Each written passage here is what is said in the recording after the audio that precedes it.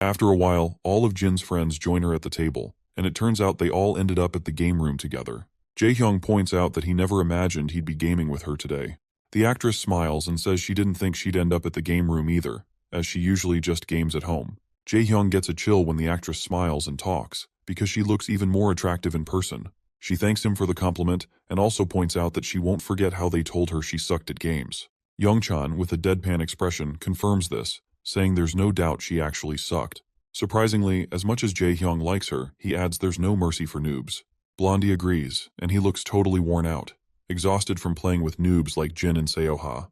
Jae-hyung tells her not to take it personally, but advises her not to tell people she's a gamer, as it will be just insulting in itself.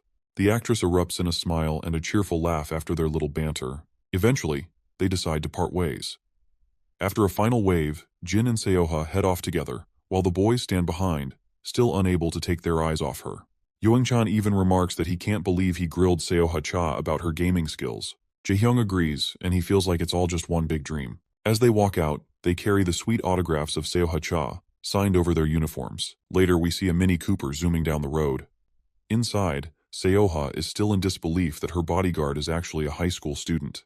Jin feels a bit awkward, seeing her so chatty and enthusiastic, while Seoha continues to gush about how much fun she had with him, admitting she never thought she'd be hanging out at a game room like that.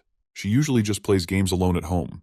Jin suggests that if she finds gaming in public difficult, she could invite her friends over to play. Seoha explains that she's been a trainee since middle school, so she honestly doesn't have any friends. Once she debuted, she was too busy with work to make any real connections. She sometimes hangs out with people she meets through work, but she wouldn't really call them friends. Seoha then asks him about his life, because she is curious why he's working as a bodyguard while still in school. Jin explains that he's doing it to buy his little sister a birthday present. Seoha is startled and touched by his reason, finding him to be a really sweet brother. She comments that he must be pretty close to his sister, but she can't really relate to be honest, since she is the only child of her parents. She then offers to drop him off, but Jin states that it's unnecessary and that he'll get home himself after he's escorted her. By the way, throughout their conversation, Jin has kept a formal tone, addressing her as Miss Cha, but she tells him to just call her Seoha. When they finally reach their destination, Jin gets out of the car. As he turns around, he spots another figure approaching. This man looks furious, and Seoha quickly reassures Jin that it's okay since she knows him. The man cryptically hints to her that the particular person she knows would like to see her, who is sitting in the car right now, but Seoha stays silent.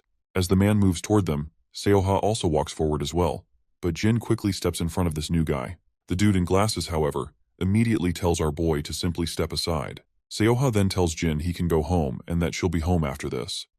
But Jin insists on waiting, and Seoha is momentarily silent as she looks at his calm face. Eventually, she smiles and tells him to go home and get some rest. As she walks away, she looks a bit sad, thinking to herself that she can't drag him into this. Once Seoha is inside the car, the man starts berating her, asking why she didn't pick up his calls. He scolds her for not calling back even if she was busy. Seoha responds bluntly, questioning why she should even take his calls. The guy in the shadows seems baffled by her response and then smirks, warning her not to push him too far or she might regret it. He reminds her that he has his limits as well, and tries to justify his behavior by saying that the dates he went with other girls were all for business and should not be held against him. Seoha tells him she doesn't care about who he meets, since they broke up a month ago, which means he needs to stop contacting her and showing up like this. She firmly says she would prefer if he didn't call or drop by anymore. She starts to open the car door, but this jerk lunges at her, grabbing her hand and saying he's going to teach her a lesson about her place. He makes it clear that just because she's got a little fame doesn't mean she's some hotshot starlet now. Then he goes on about ruining a little actress like her and threatens to expose who her parents are. He then questions if she's really getting a reality check in the state she's in. But before he can say any more crap, my guy smashes his luxury car window. Glass shatters everywhere as our boy grabs the rich dude by the collar, yanks him out of his comfy seat, and throws him onto the asphalt, leaving him getting scraped up pretty badly. The girl is completely stunned by the scene, and our guy quickly tells her she can get out now. Once she's out of the car, he checks if she's okay. She says she's fine, but she seems more worried about the rich guy he just threw out. Meanwhile, the rich man is shouting at the top of his lungs, demanding to know who the hell he is. With a cool demeanor, Jin just says he's her bodyguard.